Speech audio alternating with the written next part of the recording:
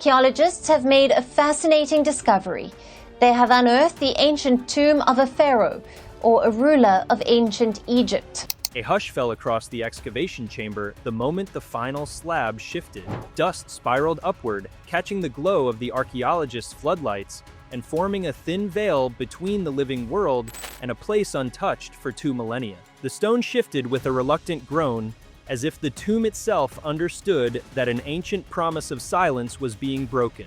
For decades, scholars, explorers, and dreamers had speculated about the final resting place of Cleopatra VII, the last pharaoh of Egypt. Myths swirled around her burial as insistently as the desert winds, yet no evidence ever confirmed where she lay. That moment, when cold air from the sealed chamber kissed the faces of the scientists, marked the triumphant end to one of archaeology's greatest quests and the beginning of a revelation that would shake the world. Before we start, smash the like and subscribe buttons for more updates. The size of the burial chamber stunned even seasoned experts. The walls rose higher than expected, carved with meticulous precision into the earth, as though the architects intended the queen's resting place to mirror her majesty in life. Hieroglyphs decorated every available surface, some brightly hued despite the centuries, as if the pigments refused to obey time. Depictions of Isis, Horus, and Hathor guided the narrative in sweeping scenes, revealing a story of queenship, divinity, and legacy. The chamber did not feel like a tomb at all. It felt like a temple built deep beneath the earth, carved not merely to house Cleopatra's body, but to preserve an aura of sovereignty. The sarcophagus that dominated the central dais was unlike any previously discovered in Ptolemaic Egypt. Rather than following the more typical Greco-Egyptian syncretic style, this one echoed ancient pharaonic traditions with a renewed intensity, signaling Cleopatra's desire to align herself consciously with the lineage of powerful female rulers who came before her. The lid glistened under layers of mineral-rich dust, revealing hints of gold, lapis lazuli, and obsidian in the carved features. Even before the lid was raised, a palpable sense of presence settled over the team, as if the queen herself still commanded the space. When the sarcophagus opened, the scientists expected deterioration, decay, and the usual tragedies that accompany the passage of millennia. Instead, they found a level of preservation so extraordinary that it seemed almost impossible. The linen wrappings that encased Cleopatra's body retained a structural integrity akin to those unearthed in sealed royal tombs along the Nile. More astonishing was the subtle scent that lingered in the air, a faint trace of ancient oils and resins, suggesting that the tomb's microenvironment had been stabilized with methods far ahead of its time. Cleopatra was not merely interred, she was intentionally conserved through processes that hinted at knowledge now lost. The face mask placed over her remains captivated everyone. Crafted from hammered gold and adorned with tiny inset stones, it captured a likeness that radiated authority. The artisans had shaped her features with a realism that blended Egyptian stylization with Hellenistic influence. This was Cleopatra not as Rome portrayed her, but as her people saw her, regal, commanding, and emblematic of a dynasty fighting for survival. The mask alone would have reshaped global understanding of her image, challenging centuries of artistic interpretation and political propaganda that had framed her legacy. Around the sarcophagus, a wealth of treasures awaited cataloging. Jewelry, ceremonial scepters, writing instruments, cosmetics containers, miniature statues of deities, and scroll tubes lay arranged with deliberate symmetry. Each object appeared placed with a ritual logic meant to accompany Cleopatra into the afterlife. One obsidian tablet inscribed with delicate hieroglyphs immediately drew interest, for it contained passages hinting at the queen's personal reflections on power, duty, and the divine. Though deciphering it would require months of study, its presence promised insight into Cleopatra's internal world, an aspect of her life that history had always obscured beneath political narratives. Yet the most shocking discovery within the inner chamber was not the wealth, but the sophisticated engineering. Hidden vents, drainage channels, pressure-activated tiles, and chemical residue suggested that the tomb had once been protected by complex defensive mechanisms. These were not the makeshift deterrents common in graves of lesser nobility, but rather an advanced system designed to thwart grave robbers with near mathematical precision. The deeper the team explored, the clearer it became that Cleopatra's tomb was constructed with unparalleled foresight, combining ancient engineering traditions with innovations that challenged existing timelines of technological development in the late Ptolemaic era. One corridor leading from the main chamber revealed a carved sequence of scenes depicting Cleopatra alongside Julius Caesar and later Mark Antony. These images were unprecedented in their intimacy. Rather than showcasing political alliances, they highlighted shared rituals, family moments, and symbolic gestures of partnership. Scholars had long debated the truth of Cleopatra's relationships, often filtering narratives through Roman biases. Here, the carvings offered a distinctly different portrayal, one rooted not in scandal, but in mutual respect and influence. The discovery alone promised to rewrite public understanding of Cleopatra's personal and diplomatic strategy. The architectural layout of the tomb itself provided insight into ancient Egyptian ritual psychology. Passageways curved subtly, creating an experiential progression from earthly symbolism to divine imagery, guiding travelers metaphorically into the realm of the afterlife. Embedded crystals amplified natural energy currents within the earth, generating a gentle hum that some attributed to airflow, but others believed deliberate. This merging of spirituality and engineering hinted at cultural practices that scholars had not previously associated with Cleopatra's dynasty. She had not merely honored tradition, she had expanded upon it, commissioning her burial site to function as a bridge between realms. On one wall, the scientists found a mural showing Cleopatra surrounded by scholars, astronomers, and scribes, her hand extended as if guiding them toward the stars depicted above. Detailed annotations beside the images contained recognizable astronomical charts, including constellations mapped with remarkable accuracy. The moment it became clear that the mural included celestial alignments, later confirmed by modern astrophysics, an awed silence swept over the team. Cleopatra had been educated in mathematics, astronomy, philosophy, and medicine, but these carvings revealed the scope of her expertise in ways no surviving text had fully captured. She was not merely a political strategist, she was deeply engaged in scientific inquiry. As the team progressed deeper into the complex, they encountered a sealed secondary chamber, whose entrance inscription suggested the space was dedicated to the union of the two lands and the legacy of the queen. Inside, objects linked to Cleopatra's ancestry were arranged chronologically: relics from the Macedonian Ptolemies, artifacts from earlier Egyptian queens, and symbolic pieces representing her attempt to merge two identities, Greek and Egyptian, into a unified sovereign persona. The curation suggested a profound understanding of heritage, as though Cleopatra meant her tomb to serve as both personal memorial and dynastic archive. The presence of papyri scrolls in extraordinary condition shocked experts most of all. The humidity-controlled microclimate of the chamber had prevented the usual disintegration, leaving ink markings boldly legible. Some scrolls appeared to contain political treatises, economic analyses, mathematical diagrams, and philosophical meditations. Others recorded religious rituals, medicinal recipes, and hymns. The scope of these writings hinted at Cleopatra's direct involvement in intellectual life far beyond what ancient sources suggested. One scroll, written in a refined hand, outlined an esoteric ritual linking the pharaoh to divine feminine principles. Another contained correspondence that appeared to be drafted diplomatic messages, offering a glimpse into how Cleopatra strategized communication with neighboring powers. The sheer volume of material promised years of study and new interpretations of her reign. Perhaps the most mystifying find was an intricately designed mechanism discovered behind an ornately carved panel. At first glance, it resembled an astrolabe combined with a hydraulic device. Its gears, carved from bronze and ivory, were arranged with meticulous precision. Upon closer inspection, it appeared to be an instrument for measuring celestial movement while simultaneously regulating the airflow in the chamber. The duality of its function baffled the engineers on the team, who could not fathom how artisans of the era had achieved such precision. The device suggested that Cleopatra's architects possessed technological knowledge that rivaled or exceeded that of contemporaneous civilizations.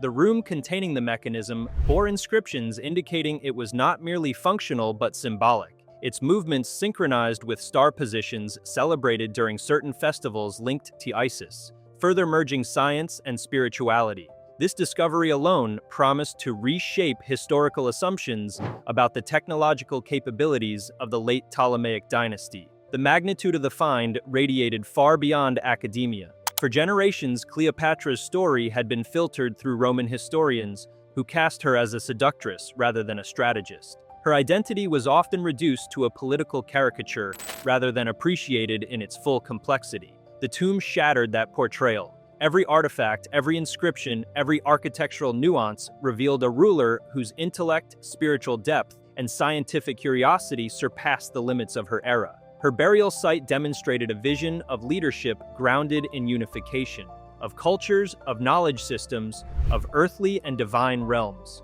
The craftsmanship alone suggested that Cleopatra saw her tomb not merely as a place for her body, but as an eternal statement of identity, power, and enlightenment. The discovery challenged assumptions about the decline of ancient Egypt, revealing instead a final apex of ingenuity and cultural synthesis. In one particularly striking alcove, the team uncovered a carved relief of Cleopatra, seated on a throne flanked by two lions. While lions had long symbolized strength and protection in Egyptian art, the relief integrated Macedonian motifs as well, merging cultural symbols with confidence. Cleopatra appeared as both pharaoh and queen, Egyptian and Greek, mortal and divine. The intended message seemed unmistakable. Her reign represented the culmination of two traditions, and her tomb was the physical embodiment of that union. The subterranean complex's layout further underscored this theme. Each chamber reflected a different aspect of Cleopatra's identity: strategist, scholar,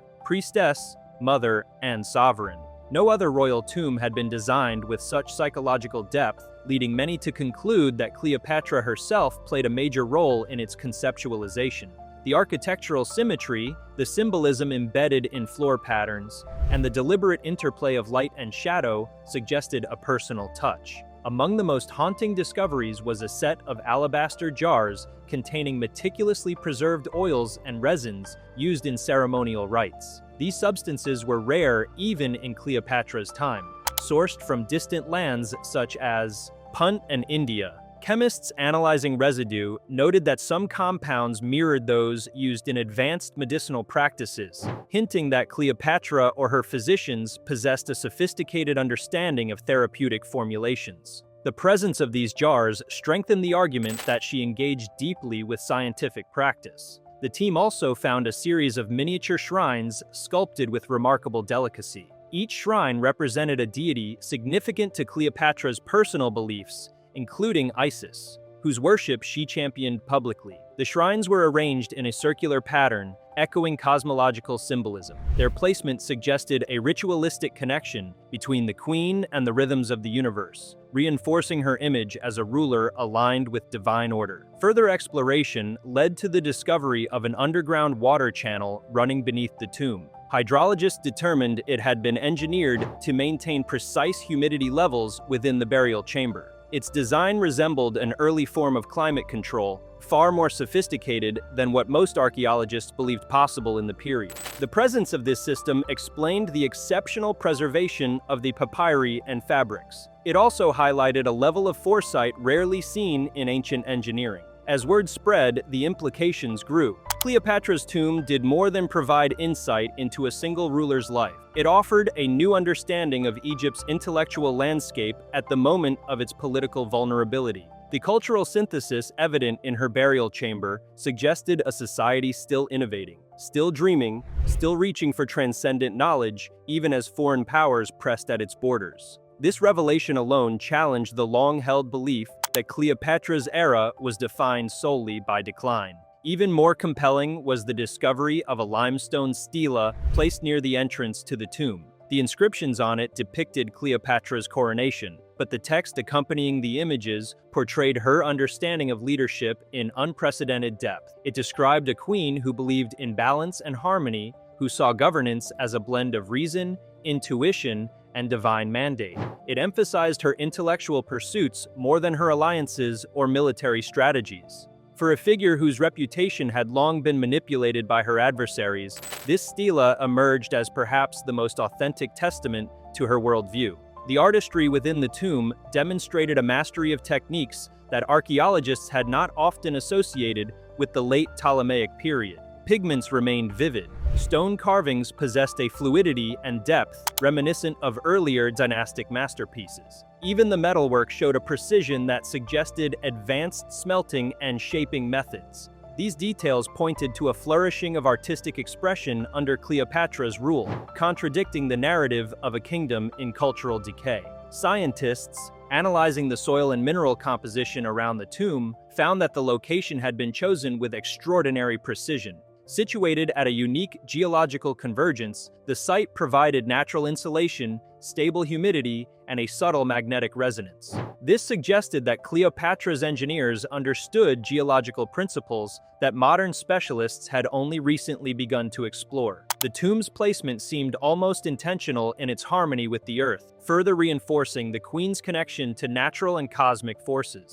The most emotionally stirring moment of the excavation came when researchers uncovered a delicate gold bracelet bearing an inscription addressed to Cleopatra's children. The jewelry was inscribed with phrases expressing hope for their futures, pride in their heritage, and a desire for them to carry forward a union of cultures. This artifact provided a rare glimpse into the queen's maternal side, a dimension often overshadowed by political narratives. It also served as a poignant reminder of the stakes she faced during her lifetime. While no historical account had ever described Cleopatra's tomb with clarity, some had speculated it might lie hidden near temples connected to Isis and Osiris. The discovery validated those theories in part, revealing that her burial site had indeed been situated near a complex of religious significance. Yet the exact path leading to the tomb had been obscured by deliberate architectural illusions meant to confuse intruders. These concealed corridors,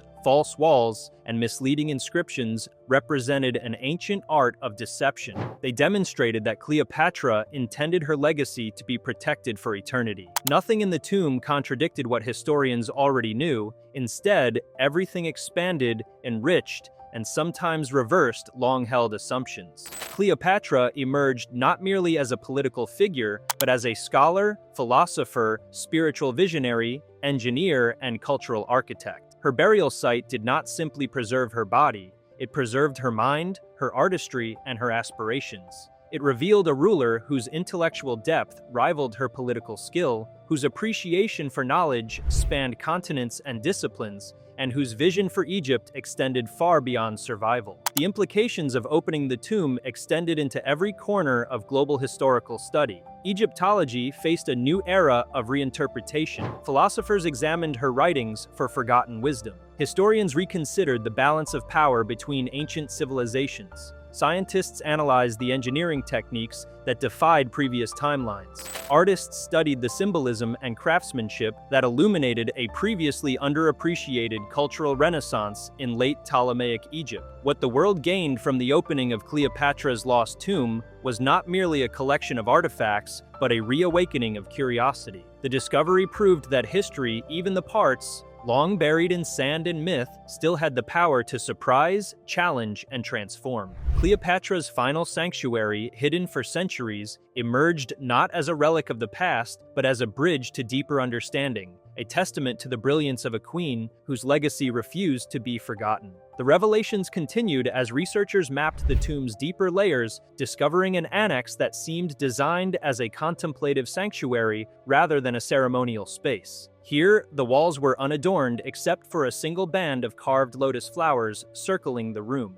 The simplicity contrasted sharply with the grandeur elsewhere, suggesting that Cleopatra reserved this chamber for private reflection, a place where she separated herself from the demands of rulership and sought communion with the divine. A low stone platform at the center bore traces of incense and mineral powders, indicating ritual practices distinct from those found in other parts of the tomb. In one corner of the sanctuary, archaeologists found a cluster of small clay tablets covered in a mixture of Greek philosophical notation and Egyptian symbolic shorthand. The texts appeared to explore the nature of perception and illusion, contemplating how rulers and societies construct meaning. These fragments hinted at Cleopatra's engagement with abstract thought, blending traditions as seamlessly in philosophy as she did in politics. Their existence expanded the picture of her intellectual pursuits yet again, revealing a queen who not only wielded power, but also reflected deeply on its nature. This final discovery underscored the tomb's greatest gift, an ever-expanding portrait of a remarkable mind. If you liked this video, please give it a like and subscribe to our channel. Also, leave your comments below and tell us, what are your thoughts on Cleopatra's tomb discovery and what secrets they'll uncover next? We want to hear from you. Thank you for watching and see you next time.